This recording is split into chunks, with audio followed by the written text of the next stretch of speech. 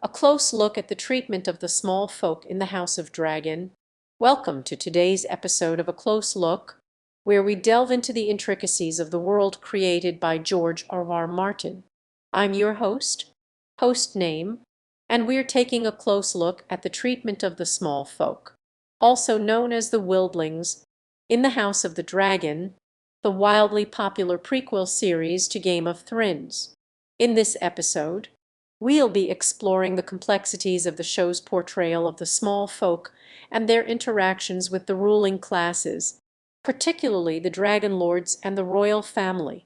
Before we dive into our discussion, let's briefly set the stage. The small folk, comprising the free folk of the north and the wildlings from beyond the wall, have long been a crucial aspect of the Game of Thrones universe. They often play the role of marginalized or oppressed groups, struggling for survival and recognition in a world dominated by the powerful lords and ladies of the Seven Kingdoms. In Game of Thrones, we saw the Night's Watch and the Stark family's efforts to integrate the Wildlings into the greater community, but this aspect is also present in the House of the Dragon. In the prequel series, the small folk take center stage, with many characters assuming the roles of blacksmiths, farmers, and hunters. We see the lives of these brave and skilled individuals play out amidst the great Game of Thrones played out by the aristocracy. Notable characters, such as Griff and the Nightwing Man, hint at the complexities of their dynamics with the ruling class. Our focus, however, will be on the nuanced relationships between the small folk and the Dragon Lords, examining tensions that aren't always made clear in the show. Here's an expanded version of the paragraph. The House of the Dragon takes place in a world where there are clear social hierarchies, with the great houses at the top and the small folk at the bottom.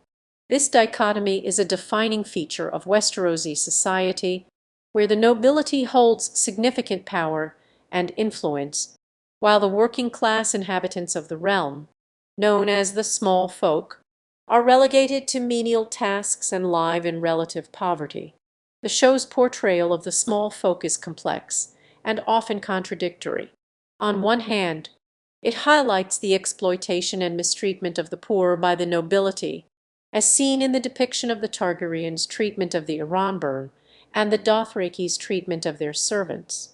The show also explores the societal expectations placed on the small folk, who are often forced to serve the nobility in order to survive. However, the show also presents the small folk in simplistic and stereotypical ways at times.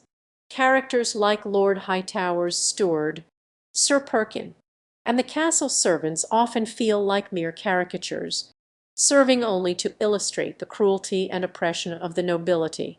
Additionally, the show sometimes relies on tired tropes, such as the idea that the small folk are either loyal only to the lord who feeds them or are secretly plotting to overthrow their masters.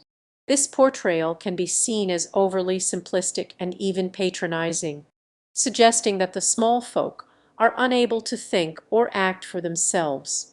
Furthermore, the show's treatment of women from the small folk often feels particularly one-dimensional, with characters relegated to minor roles or serving solely as romantic interests for the nobility.